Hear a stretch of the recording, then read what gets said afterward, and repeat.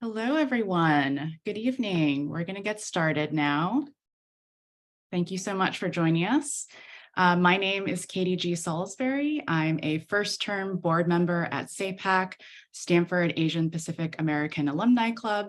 If you'd like to learn more about our organization, you can visit our website at sapac.org or follow us on Facebook or Instagram. We are constantly creating new programming, new events, also sending out updates. So we'd love to get more people involved. Tonight we have an amazing program. Just a little bit of housekeeping. We're going to have a prepared question session with our guest speaker tonight, followed by an opportunity for all of you in the audience to send in your own questions. So you can feel free to type those into the chat at any time, and we'll go through those at the end of the session. So without further ado, it's my great pleasure to introduce Mayukh Sen, class of 2014. He is the author of Tastemakers, 7 Immigrant Women Who Revolutionized Food in America, which was named one of the best books of 2021 by NPR, one of the Wall Street Journal's favorite books of 2021, a New York Times Editor's Choice pick, and longlisted for the 2022 Brooklyn Public Library Book Prize. His 2 forthcoming books, a biography of the actress Merle Oberon and a book of essays about American soap operas co-authored with the writer Charlotte Druckmann, will both be published by W.W. Norton and Company around 2025. He has won a James Beard Award and an IACP award for his food writing, and his work has been anthologized in 3 editions of the Best American Food Writing. He's taught food writing at the New York University Arthur L. Carter Journalism Institute and Columbia University's Creative Writing Program, and he lives in Brooklyn. Please join me in welcoming Mayukh Sen. Hello, thank you all so much for coming tonight. And thank you, Katie, for having me. And thank you to the Alumni Association for hosting me in this wonderful event. Happy AAPI Heritage Month. Yeah, I'm very excited to this is my first alumni event, I believe, since graduating 9 years ago. So it's nice to be back, even if it's virtual instead of in person. So. Amazing. Well, we're so glad to have you back. So we'll just get things started. So Tastemakers, your book, tells the story of 7 immigrant women and how they each made their mark on American cuisine. Most of them started off as home cooks. And I actually remember hearing about your book when it was first announced. And I was thinking like, wow, that's such a smart idea. That's like really something that like is out there that nobody's talking about, but that should be like an obvious thing, but it's not. Just because, you know, in the culinary world, it's so often that male chefs are the ones who are lauded for their brilliance and their amazing restaurants and their recipes. But you know, behind the scenes, a lot of times it's often their mothers who taught them how to cook, who gave them their love of food. So I'm wondering if you could tell us a little bit more about the genesis of your book and why you decided to frame it the way you did. Yeah, totally. So I first had the idea for this book back in 2017. So at that point, I was a 25-year-old staff writer at a site called Food 52. Some of you in the audience might know Food 52.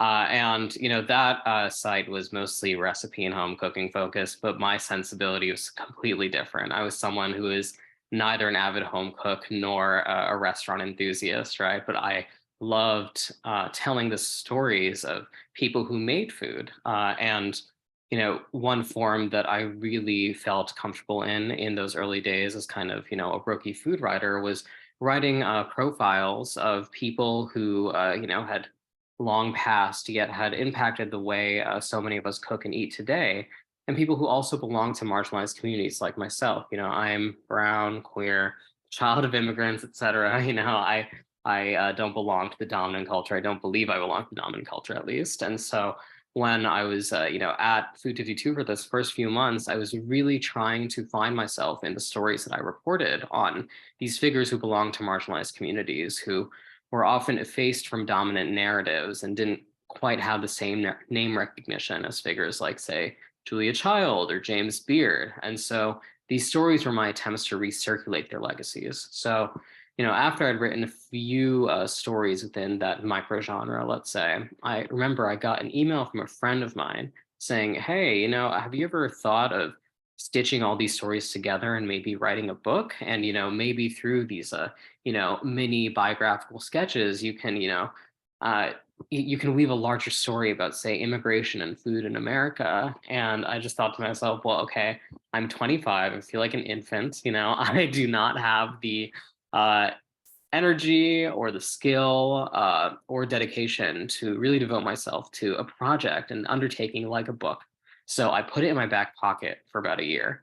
Fast forward to 2018, I'm 26, so much wiser and sager, right? A lot older.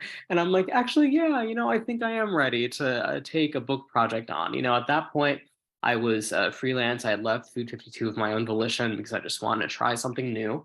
And, I had noticed that over the course of that year, there have been so many narratives popping up within the American food media along the lines of immigrants get the job done and immigrants feed America. These were coming from major food publications. And I think there's absolutely validity and truth to those statements. There's nothing false about them, yet to me, I think the preponderance of those talking points unsettled me a bit because they seem to inadvertently reinforce this notion that I find very troubling, which is that, for immigrant lives to have any value in America at all, immigrants must be providing a service to a privileged consumer. And, so often when you say something like, immigrants feed America and immigrants get the job done, the lives and aspirations and hopes of immigrants themselves can kind of get obscured. And so I wanted to push against that within my limited skill set as a storyteller, right? So I thought, maybe I should focus my, attention on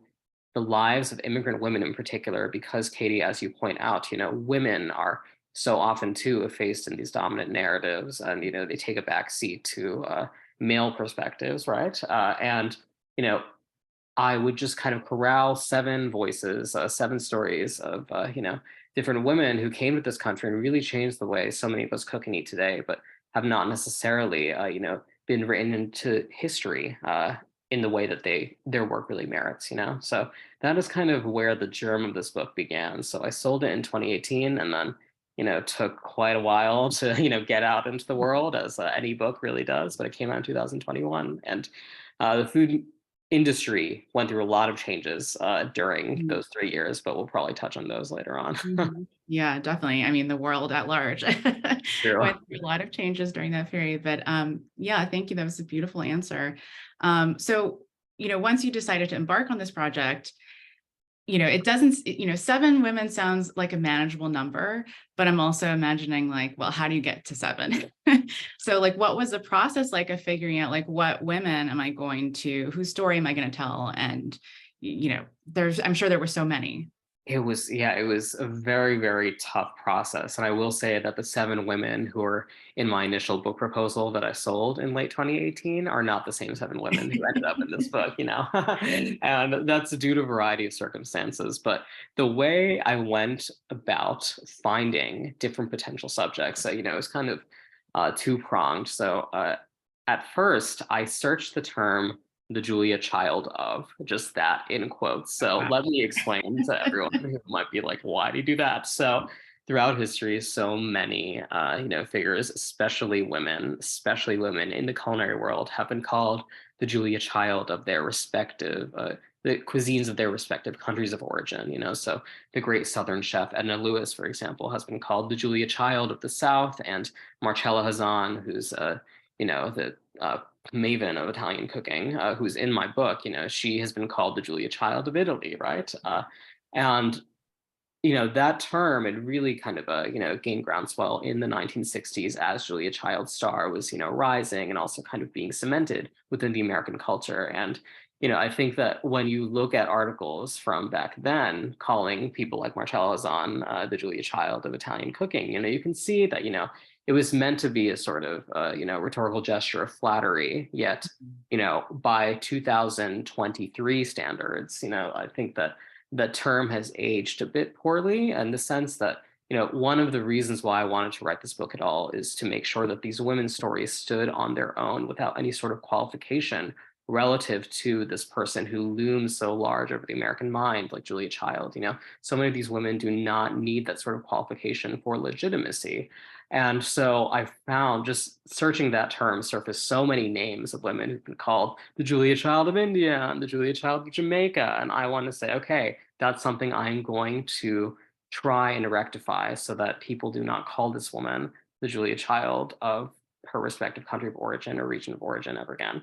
So that's Mhm. one way I found a few subjects. And then another way that I went about going, um, finding subjects was, so the food editor of the New York Times from 1950s until the 1980s was a man named Craig Claiborne. And throughout his time at the paper, he really used that platform to champion a lot of immigrant female voices. Yet, those are people who may have been celebrities in their time, yet don't necessarily endure in popular memory like they should today. And so I just went through the archive of his articles in the New York Times. And as you can imagine, he wrote hundreds of articles now. So it was quite a challenge. But, that really allowed me to find a few names as well I did not know of when Mhm. I first embarked upon this. But of course, you can imagine that, once I was done with that process, I had about, I don't know, 25 names of people who were Right. really compelling. And so when I was winnowing that list, I had to ask myself, well,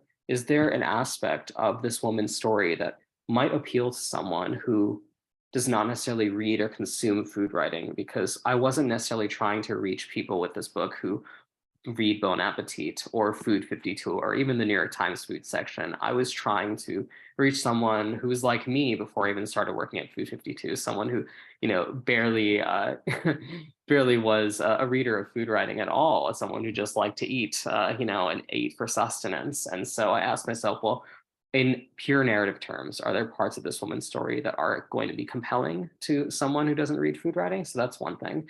And in addition to that, I really had to ask myself, well, is there an aspect of this woman's story that I can relate to? Because I think that, to write a book like this comfortably, you need to be able to access the emotional worlds of your of your subjects, right? And you need to uh, empathize with them in some way. And so I would really inspect their stories and ask myself, well, is there, a part of this story that reminds me of my own life or my own career in food writing? And so that kind of helped unlock some of that conundrum for me. Was there like, I wonder if you could tell us like about maybe like one of your darlings that you had to kill, like one of the women who was in the proposal who came out and who took her place. Yes, yes, totally. So one story I really hated to part ways with was that of Desta Bayru, who was an Eritrean-born chef and was the chef of the first Ethiopian restaurant in Washington, D.C. In the 1970s called Mama Desta. So she just had such a fascinating story, coming to America from what is now Eritrea. And, uh, you know, it's pretty much just kickstarting, what today feels like a culinary revolution. Ethiopian restaurants have such a vibrant presence within the American dining landscape, especially within DC. And so going into this project, I thought, wow, I would love to tell her story in full.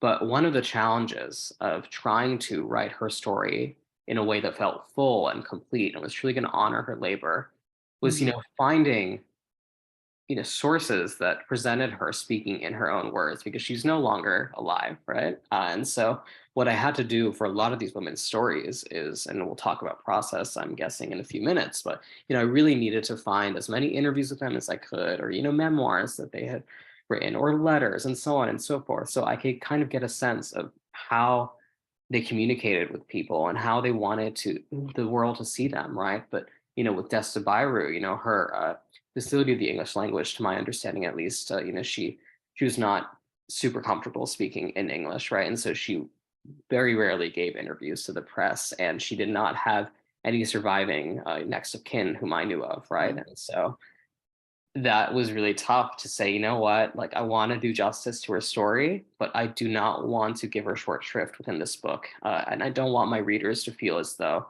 when they get to her chapter, they think, oh, she's been shoehorned into this book and this chapter reads so differently from all the others because of archival circumstances, right? And I think that that was a really sobering lesson for me in the sense that, the archives are biased in some ways too. And I write this in my introduction that, you know, most of the women in this book, they do come from middle to upper middle class backgrounds because oftentimes those are the women who could afford to even record their stories at all and leave their stories behind in the form of a memoir or cookbooks with memoiristic passages. And that is just something I needed to be matter of fact with about my reader. So Right. Yeah.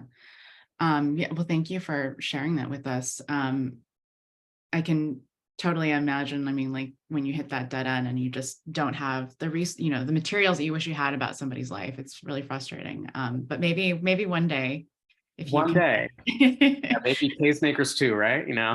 Yeah, exactly. Yeah. So speaking about your research process, maybe you could tell us a little bit more about what that was like, and also perhaps like touch on the fact that so 2 out of the 7 women you profiled are actually still alive. So I'm wondering whether or not there were certain advantages, but also maybe challenges to working with someone who's actually going to read what you're going to write about them. Oh, yes, definitely. Yeah. So let's start with the research process. So, like I was saying a few minutes ago, a lot of my research and building the foundation of each chapter was, involved me finding evidence of these women speaking in their own words. So, some of them left behind memoirs, which is so useful for me, obviously. And in addition to that, I found pretty much every possible interview I could find with them that was, in print or on television, so I could get a sense of, how they carried themselves and so on and so forth, and how they wanted the world to see them, as I said a few minutes ago. And so that allowed me to kind of build the basic architecture of each chapter, was finding them speaking in their own voice.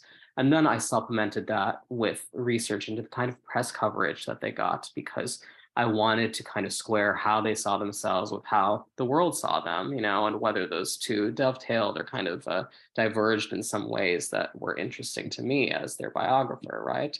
And I would also try my best to hunt down any, surviving family members of people who had been in their professional orbits, just to get a sense of, how those people remembered these women. And that was sometimes challenging, of course, because a lot of these women were working in the early 20th century. So a lot of Mhm. people are no longer with us as a result of that.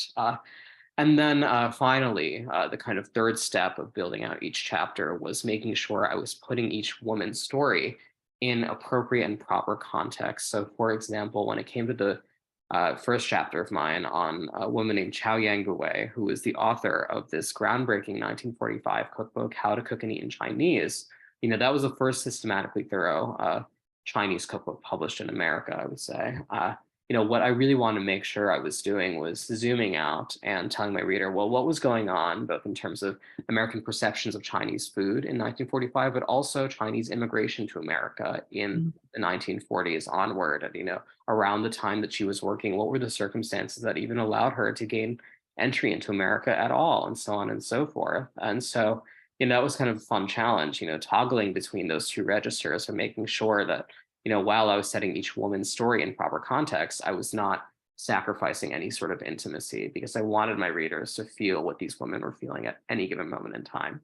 So that was my research process for the 5 of the 7 women who are, no longer with us. But when it comes to the 2 subjects of mine who are still alive, that's a Najmi Badmanglish from Iran and Julie Sani from India. It was a fun challenge as well in its own way, So I was, first of all, grateful to them for even opening up their stories to me.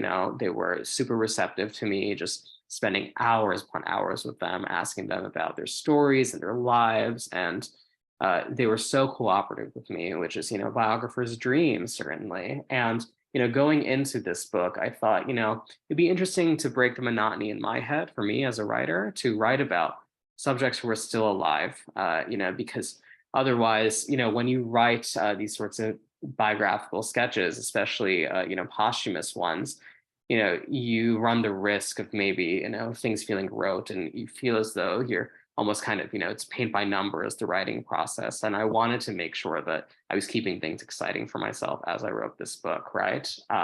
And so that's why I was saying, let me throw some women who are still alive into the mix and kind of see how that unfolds. But I was also writing a book, and one of the mandates that I had with myself was, Mayukh, you should write this in a way that feels like a book rather than, a magazine article. So for example, if I were writing a profile of Julie Sani for, some publication online or a print magazine, it might begin with a line like, I first met Julie Sani on XYZ day in a Brooklyn Heights apartment. Right. Or it wouldn't begin with that, but maybe the second or third graph would have contained a line like that, right? Versus what I wanted to do in writing this book was make the portraits more immersive, and absent myself as much as possible, and kind of just take myself out of there, step back, and allow these readers to kind of walk through each woman's story, as they live their lives, right? And what's great about having subjects who are still alive is that if you need to fact check something, or if there's some sort of gap in knowledge, which can often happen when you're just working from memoirs or other archival materials, you can just call them up and ask them. But I think that, in hindsight, I do wonder sometimes how this book would have read had I just done posthumous profiles, because I think that, in the closing beats of each chapter, what I try to do is talk about each woman's legacy and how it lives on today. I try to draw that line from the past to the present that we are currently occupying, right? And no one's legacy is ever finished, even after they leave this earthly plane, right? Even after a person dies, their legacy is still, emulsifying. But I think that, there's so many things that Julie Sani and Najmi Badmontaj can still do while they are still with us. They can write more cookbooks. Their legacy and their work can change in so many ways that are still in a flux, and one of the worries that I had is, making sure that this book felt like an object of real permanence, right? And I didn't feel as though like, oh, there's something else about this woman's life and career that I could have snuck into each of these portraits, right? And so I want to say that's one of my regrets, but it is really nice when I hear from some readers who say that those chapters were actually their favorites because they kind of, provide a sort of respite from the other chapters in the way that they read, So maybe I'm just being too hard on myself, who knows? How did Julia and Najmia respond to the book when it came out? Oh, I mean, they were so lovely to my face, who knows how they felt in private, if they felt misunderstood in any way. No, I really wanted to honor the truth of their stories. And I think that one thing that I made pretty clear when I was even reaching out to them was that I was not trying to write some sort of muckraking expose on them and, dredge up some painful memories and put them in print forever and anything like that, But I think that is another worry as well. In the same way, it's the same anxiety that I have when I'm writing an article about someone who is relatively high profile and it goes up in a specific publication. You do worry that, they might take umbrage with, some aspect of the way that you told their story, even if you're trying to do your journalistic due diligence, But luckily, that was not something that I ran into after this book was published. I did not hear anything directly, that from either Julie or Najmi, in which they took chagrin with, anything that I've written about them. So I am grateful that that happened. Yeah, no, that's wonderful. I mean, I think the amazing thing about you having written about people who are still living is that your book has an opportunity to kind of also impact their lives and their legacy while they're still living, right? To bring more attention to them.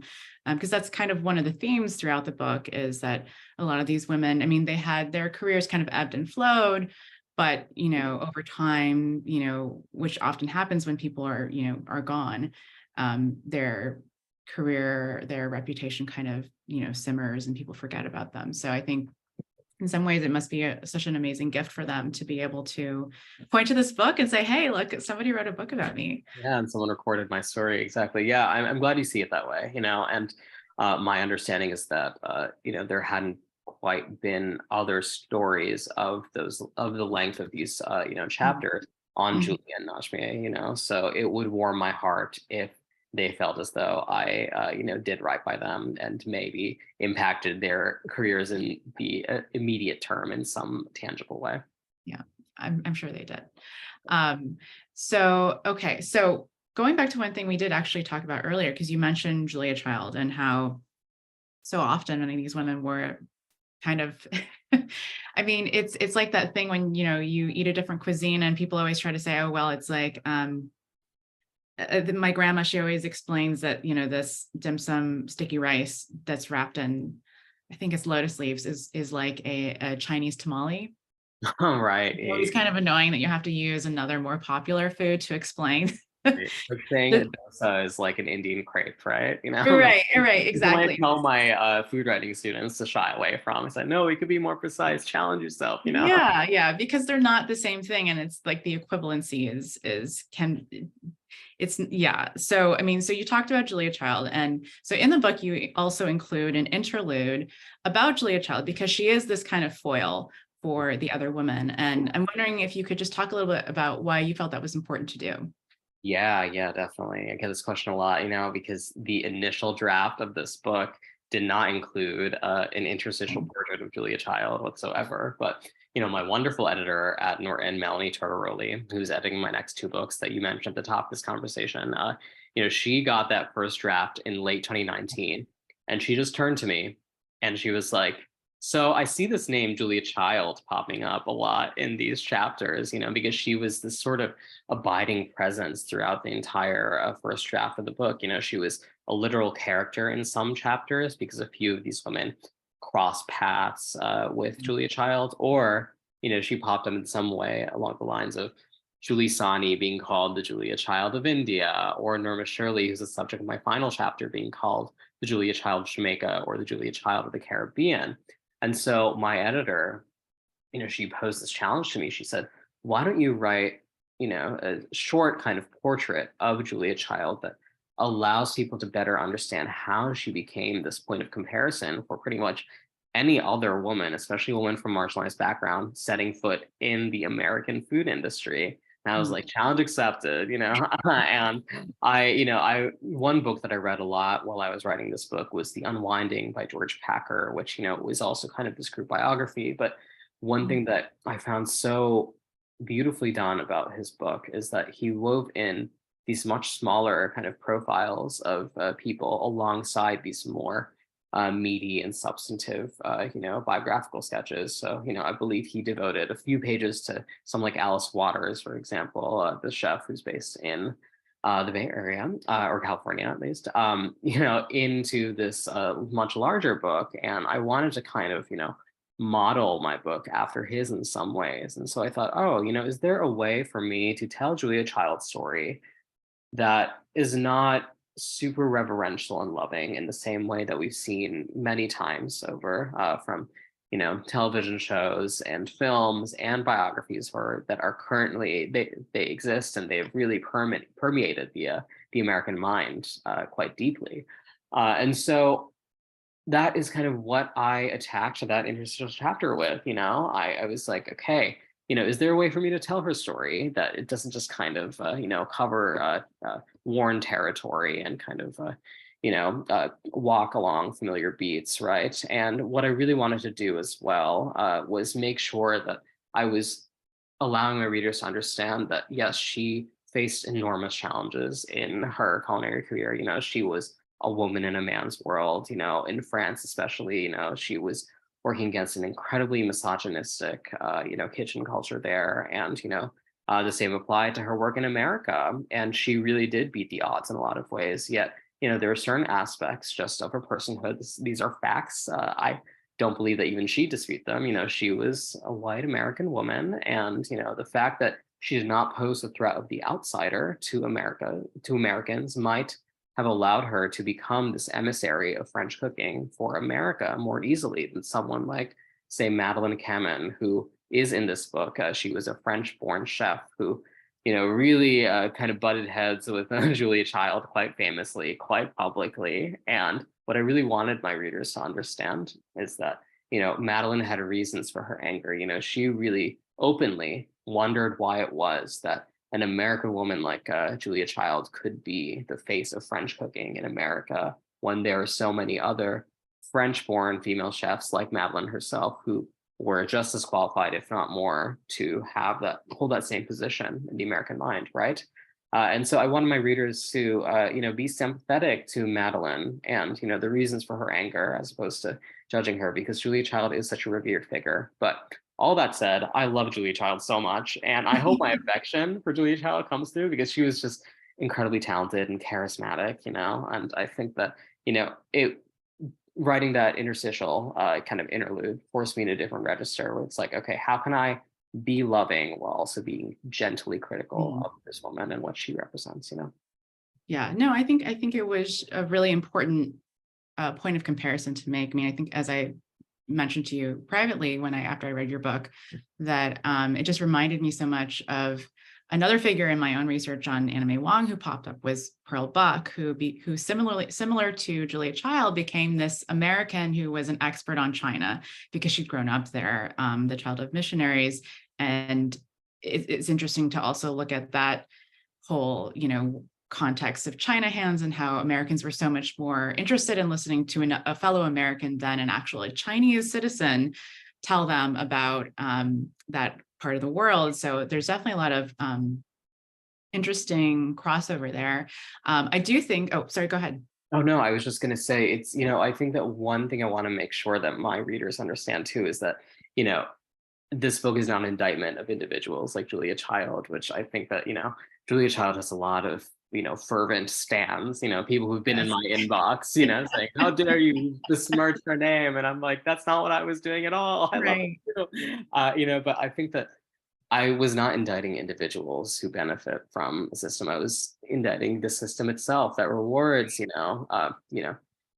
or rather does not reward people like Madeline Cameron as much as it does, women like Julia Child, for example. I think that there's room for both to thrive and succeed and be remembered. And that is what I hope my readers take away from this book.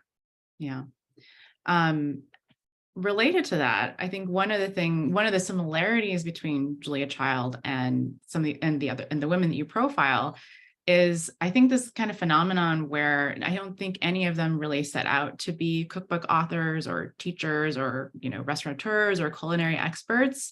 It's kind of something that happened along the way or after they had kids and they were, trying to find a way to build a life for themselves that might have made, outside of their caretaking or, domestic responsibilities.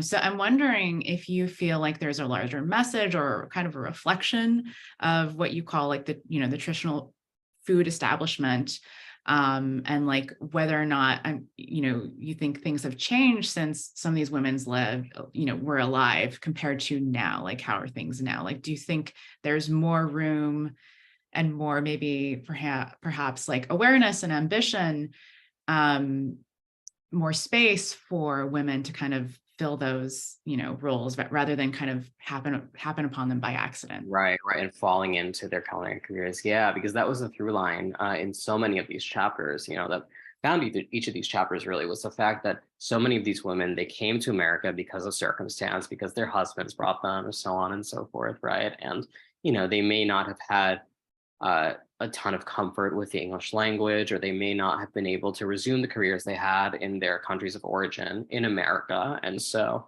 they were kind of left to their own devices and maybe caretaking, as you said, for children, at home in the domestic realm. And so they decided, well, cooking is something that would provide me purpose and maybe allow me to reconnect with this home that I miss so dearly. And through that, they realized that cooking was something that could provide them more than just mere day-to-day sustenance. It could, allow them to make a living and establish themselves, in terms of their own careers, right?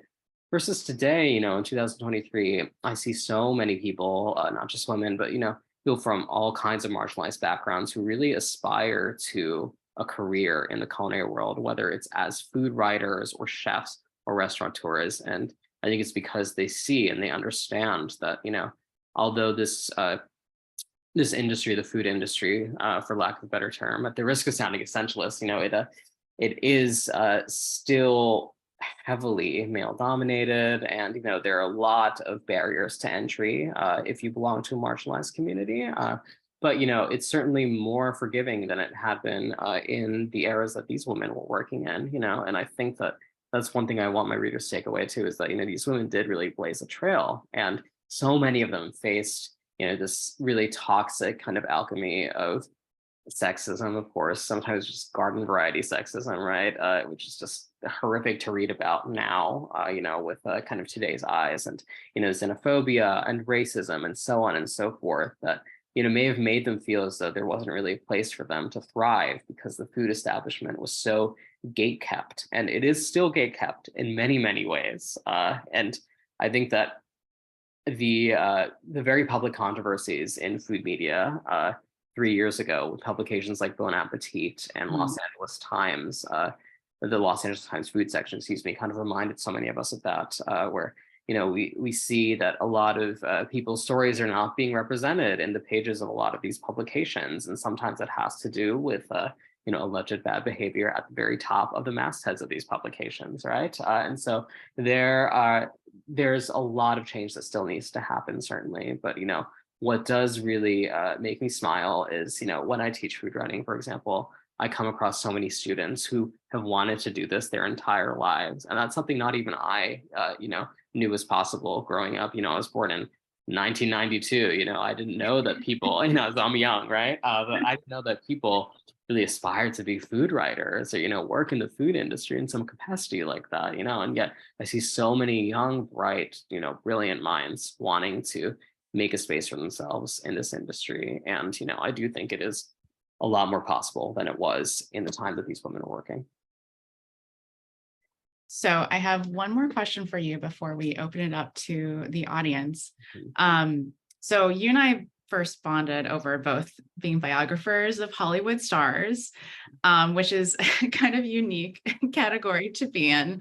I've been working on this book about Anna May Wong, and one of the other people who's popped up a lot in my research was Merle Oberon. So I was super excited, to learn that you're also writing a biography about her. So I wonder if you could just tell us a little bit about the book, and for those who are not familiar with her, what her story is, and how you're really hoping to dispel some of the misinformation that's out there about her. Yes, thank you for mentioning that. First of all, I am so excited for your book on Anna May Wong. My goodness, I should tell the audiences that I've been a fan of Katie's writing for quite a few years now. I first read this piece of hers in The Ringer, and I forget what the headline is, but you should all just search her name, The Ringer, after this and find it, because it's a really stellar piece. And so I'm really happy that you are writing a book on Anna May Wong, who is was such an extraordinary actress and so significant in so many ways. So Merle Oberon, for those of you who are not familiar, she was an Indian-born old Hollywood actress who was the first Asian actress ever nominated for the Best Actress Oscar back in 1936. So decades before Michelle Yeoh became the second to ever be nominated and then eventually win for Everything, Everywhere, All at Once earlier this year. And Merle Oberon, her mother was South Asian and her father was white, yet throughout her lifetime, she passed for white, and she concealed her South Asian identity because when she began her career in movies in the UK and then later America in the early 1930s, studio heads, figured that, a mixed race woman could not succeed whatsoever in the same way they saw Merle Oberon could succeed. If people knew that she was South Asian. So instead, they concocted this backstory for her that was essentially forced upon her, that, she was really a white woman from Tasmania. And, there's so much suspicion surrounding her, when she first came to the British film industry and then later in Hollywood about the fact that, her mother may have been South Asian, that she actually might be mixed. And, she faced a lot of challenges, but there has only, to my knowledge, and hopefully it's not changed in the next few years before my book's out, there is only one biography of her that currently exists, and it's from 1983, and it was co-written by two authors, Charles Hyam and Roy Mosley. And the former, Charles Hyam, is someone who a very quick Google search of him will reveal that, he sometimes played fast and loose with his facts. And I will leave it at that. Read the details, the lurid details of how exactly he played fast and loose with his facts in his biographies. But, it always upset me that, the only biography that exists of someone who was so incredibly significant to the history of representation within Hollywood and the entertainment industry, is all the way from 40 years ago and written by someone who may have introduced fictions that are now Mhm. presented and accepted as fact when it comes to her Right. story. And I have been fascinated with Merle Oberon since childhood. I was one of those dorky teenagers who would hoard, back issues of Entertainment Weekly. I was obsessed with the Oscars. I memorized every Best Actress nominee for the Oscars. In high school, and that's how I came across Merle Oberon's story. And by that point, it was well after her death. The truth had come out that she was not actually a white woman from Tasmania, but she was a South Asian woman who was raised in Kolkata, which is, the part of India where my family is from. And so I always wanted to write a biography of her. And, you know, after I wrote Tastemakers, I thought, well, maybe this is the time for me to just, take that chance rather than locking myself into food. And I'm really grateful to Tastemakers because it did allow me the opportunity to write this book that I've been dreaming about for so long, at long last. I'm working on this, and you can imagine that there's so many challenges embedded in this undertaking, kind of I'm now dealing with a woman who lied constantly about her Mhm. own life, and it was for her protection, because Right.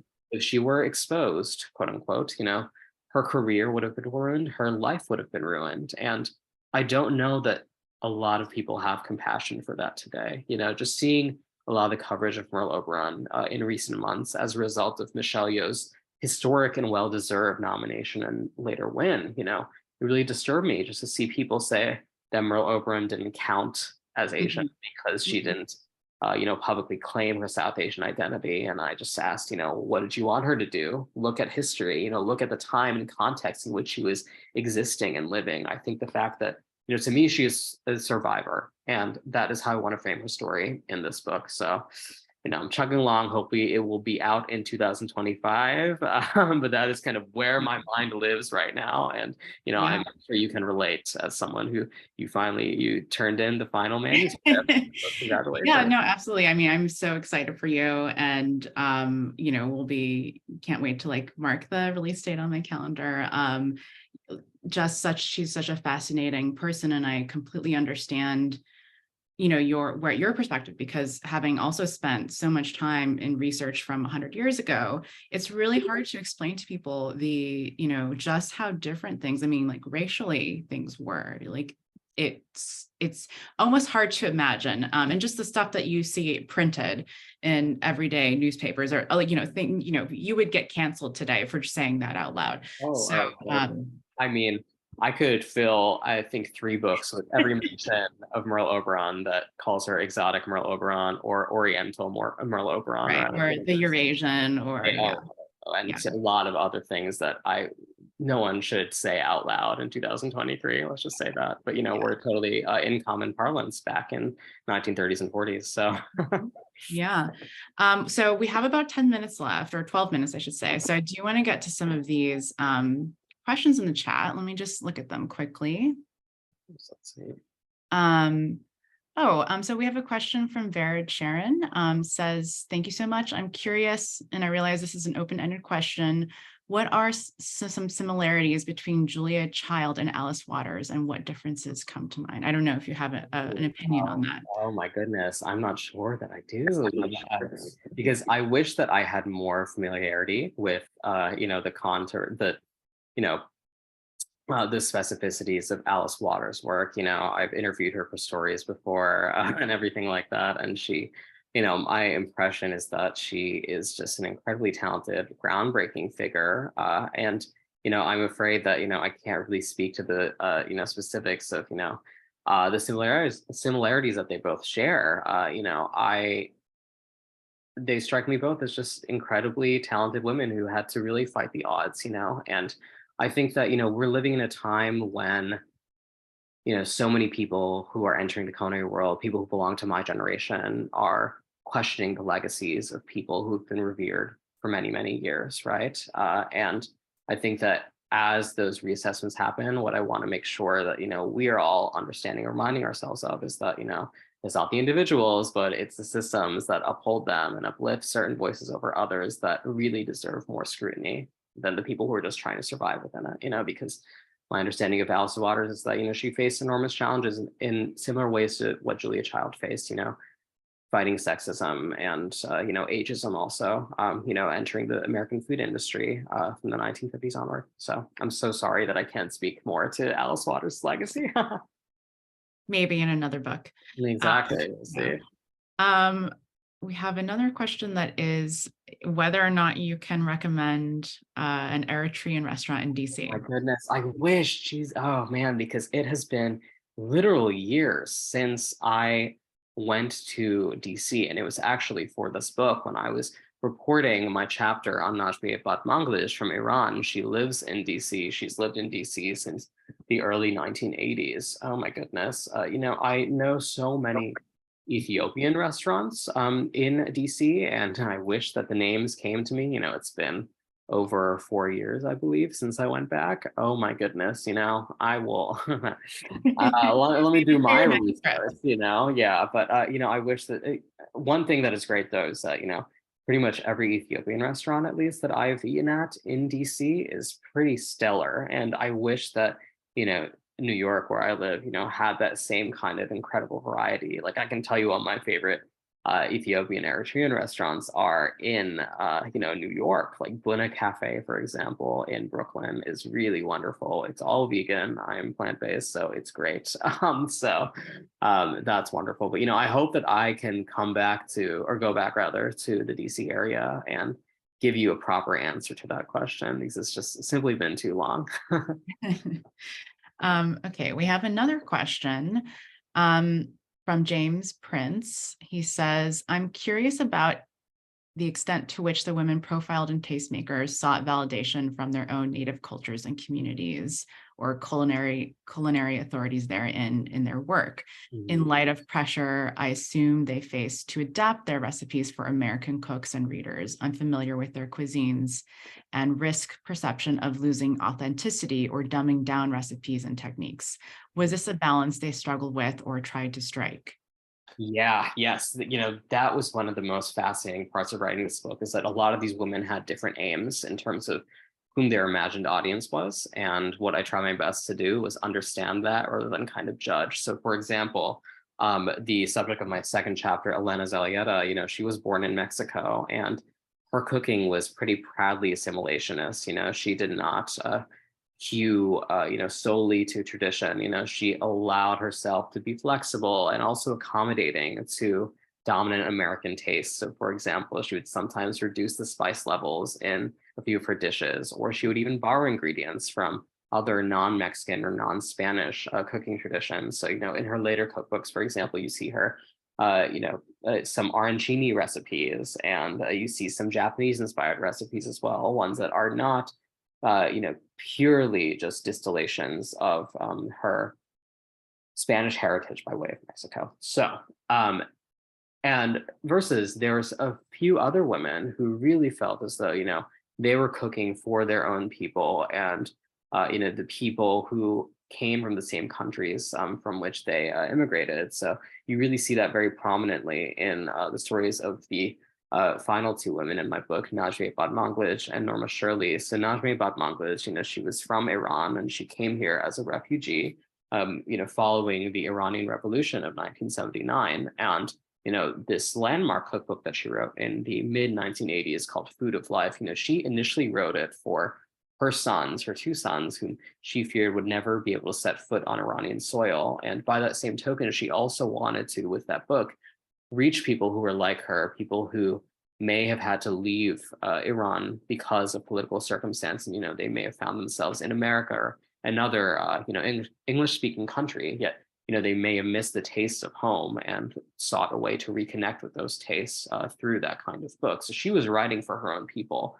and as a sort of happy accident, what happened was that her book ended up reaching a much wider audience and reached people like myself who, I'm not part of the Iranian diaspora, yet, I treasure her book, obviously, and so many others are in my same boat. They are not of Iranian origin, yet, they really, really look to her book as a resource. Yet, she wrote with the intention of just reaching her people. And along similar lines, someone like Norma Shirley, who's the subject of my final chapter, she was born in Jamaica. She, had a career in the US in the 1970s and early 80s cooking. She cooked in a restaurant in the Berkshires and then later came to New York, tried to, begin her own restaurant, which was going to be French cooking with a Jamaican accent, I believe she called it. But then she couldn't find investors. She couldn't really get it off the ground. So instead, she worked as a caterer and food stylist until she decided to go back home to Jamaica, cook for her own people, and try to mount that dream of a restaurant there with a more appreciative audience. And so she was really cooking for her own people, and she cared about what other Jamaicans felt in terms of, how they were seeing the foods of that island represented in her restaurant. And again, it just so happened that it's only after Norma Shirley returned to Jamaica that she found this American audience who said, oh, wow, this woman is doing something really interesting and innovative. Let's pay attention to her. But that is not what she was working for. She was really just cooking for other Jamaicans, and it's interesting because Elena Zellieta, she was working in the 1940s, so those were the pressures that, she had to, face and kind of make sure she was, bucking to for her own survival. She needed to make a living versus, in the 80s, Najwa von Bangladesh and Norma Shirley, they faced a different set of pressures that maybe allowed them to kind of cook with more intention for the communities that they belong to instead of the dominant gaze, let's say. Right. Yeah. That was a great question. Okay. So another question that we have here, and I think maybe we'll have time for one more after this. This is from Natasha Avadia. They say, do you think you'll come back to the Bay Area anytime soon and check out the busy new food and art scene there?